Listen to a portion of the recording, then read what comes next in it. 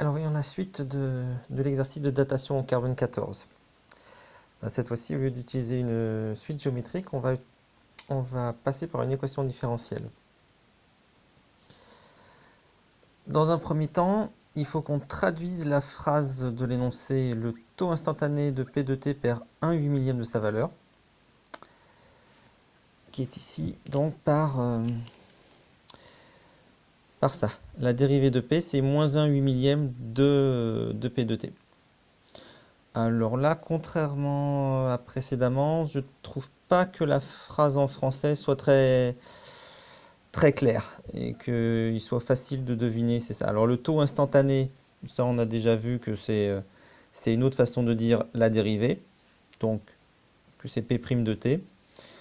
Alors le pair, il faut traduire ça par un moins, et un 8 millième de sa valeur. En fait, c'est pas la valeur du taux, c'est la valeur de P de t. Donc il faut traduire ça comme ça. Mais c'est un petit peu ambigu, je trouve. Mais bon, une fois qu'on a trouvé ça, on remarque que c'est une équation différentielle puisqu'elle fait intervenir une fonction et sa dérivée. Alors, elle est d'habitude pas écrite sous cette forme-là, donc on va la réécrire en mettant du même côté le P' et le P, comme quand on faisait les équadifs jusqu'à maintenant, avec la lettre Y à la place de P, mais ça change rien. On peut bien appeler la fonction inconnue comme on veut. Donc voilà, elle est quand même de cette forme-là, avec devant le y', c'est-à-dire devant le p' un 1, donc a égale 1. Le 1 sur 8000, c'est le b. Et puis le second membre, la fonction qui est de ce côté-là, c de t, et ben en fait elle est égale à 0. Du coup, en fait, comme dans dans la deuxième équadif de l'exercice 1, où elle était déjà homogène, on n'avait pas besoin de faire...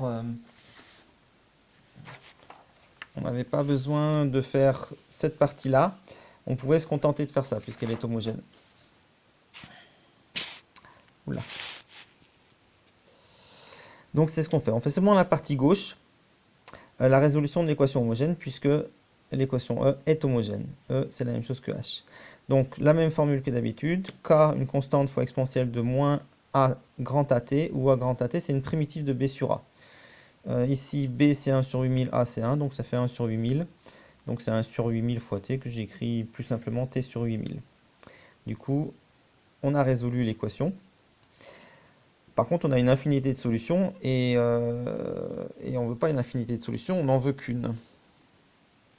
Donc il faut trouver la constante k. Alors on trouve la constante k en faisant t égale 0, comme souvent. Ça nous donne p de 0 est égal à k fois exponentielle de 0 qui vaut 1, donc ça fait k. Donc la constante k, elle est égale à P0 qui est, je vous rappelle, la proportion de carbone 14 d'un être vivant ou d'un être juste au moment de sa mort. Et du coup, je remplace K là-dedans et j'ai cette expression-là. On peut passer maintenant à l'application pratique avec le squelette de tout à l'heure. Donc le squelette de tout à l'heure, il avait une proportion de carbone 14 égale à 6,4% de la valeur en étant vivant, P de 0. Donc on peut écrire ça, P de t égale 0,0624 fois P de 0. La formule qu'on a trouvée, on la réutilise ici. Et donc on a deux formules différentes pour P de t. Donc ça veut dire que ces deux nombres sont égaux. Donc on a cette équation-là. Il y a P de 0 des deux côtés. On peut diviser par P de 0 et le simplifier, et il n'y a plus P de 0. Il y a cette expression-là. C'est t qui nous intéresse. T est à l'intérieur d'une exponentielle, donc comme à chaque fois qu'on a ce genre de problème, on prend le logarithme, népérien de préférence.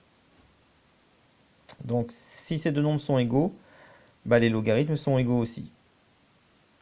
Donc le logarithme de 0,0624, c'est la même chose que le logarithme de l'exponentielle de moins t sur 8000.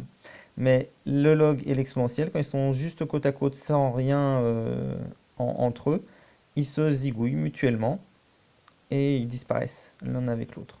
Donc du coup, il n'y a plus ni le log ni l'exponentielle, il reste juste moins t sur 8000.